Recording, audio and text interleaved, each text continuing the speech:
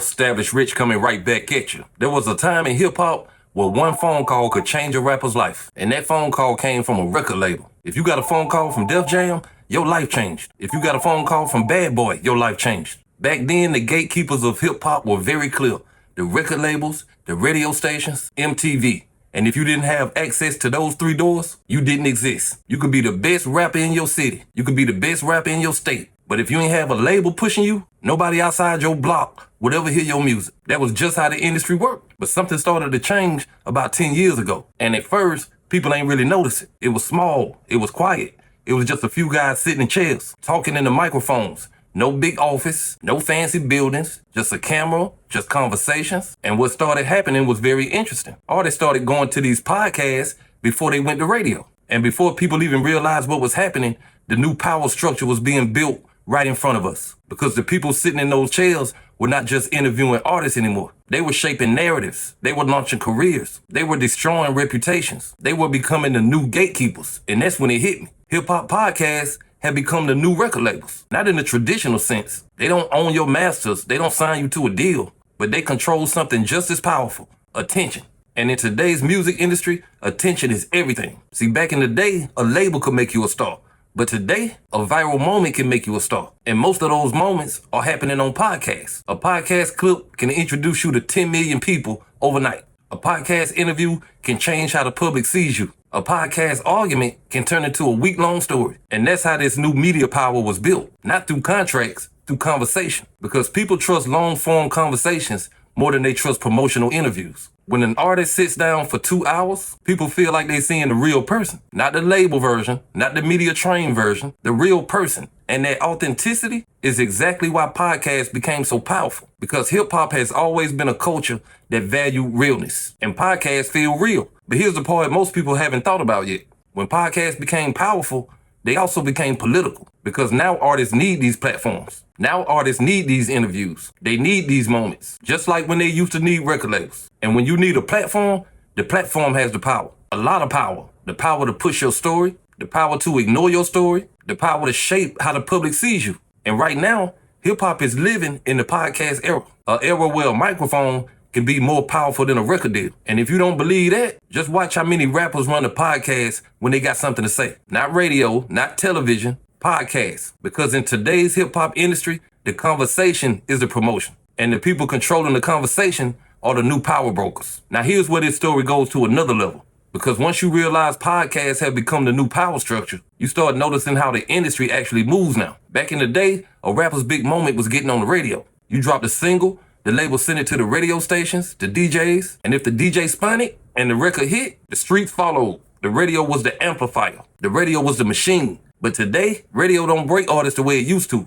A viral clip does. A podcast moment does. A 2-minute conversation on camera can reach more people than a song spinning on FM radio all week. And artists know that. That's why when something important happens, first place they run to is not the radio station. It's the podcast. When there's beef, they go to the podcast. Because podcasts don't just play your music. They shape the narrative. And in the internet era, your narrative is your brain. If people think you authentic, then you win. If people think you fake, you gonna lose. And the place where people decide that is usually during long conversations. The moment where the artist gets comfortable, where they start speaking freely. These moments turn into viral clips. Those clips turn into blog posts. Those blog posts turn into social media debates. And before you know it, a 2-hour podcast interview has turned into a week of cultural discussion. That's power, real power. Because in today's hip-hop industry, attention is currency. And podcasts control a lot of attention. That's why you see artists carefully choosing what podcasts they go on. They're not just doing random interviews. They're strategic. They know which platform will let them talk freely. They know which platform is going to push their story. They know which platform has the audience they need. Some podcasts are known for breaking news. Some are known for arguments. Some are known for letting artists say whatever they want to say. And every artist knows which one to run to when they got a moment to push. That's how power works in this era. It's not just about music anymore. It's about moments. It's about conversation. It's about viral clips. And the people controlling those clips are sitting behind podcast microphones. And here's the crazy part. Some of these podcasts are so powerful, they can change a rapper's career in one episode. One bad interview, and the internet can turn on you. One great interview, and people can start respecting you again. One argument, and your name is trending for 3 days. That's the type of impact these platforms have now. If you really watch how hip-hop moves today, you see it clearly. Rappers ain't just promoting music no more. They promoting moments. And the place where those moments often happen are podcasts. But here's a question nobody wants to talk about. When podcasts became this powerful, who is holding them accountable? Because when you control the conversation, you control the narrative. And when you control the narrative, you can shape how millions of people see a person. That's a lot of power in a microphone right now. And this is where it gets crazy, because when you start looking at hip hop through this lens, you realize something that a lot of people haven't fully processed yet. The power didn't just move from record labels. It moved into rooms, small rooms, rooms with cameras, rooms with microphones, rooms where people are just sitting down, talking. And those rooms are now shaping the entire culture. Back in the day, if a rapper wanted to defend himself, he had to go to the studio. He had to write a verse, drop a song. But today, a rapper can sit down in a chair, turn on a camera, and explain the entire side of the story. No beat, no verse, just words. And sometimes those words are more powerful than any song, because people feel like they're hearing the truth. They feel like they're hearing the person, not the artist, not the brand, the person. And that's what makes podcasts so powerful.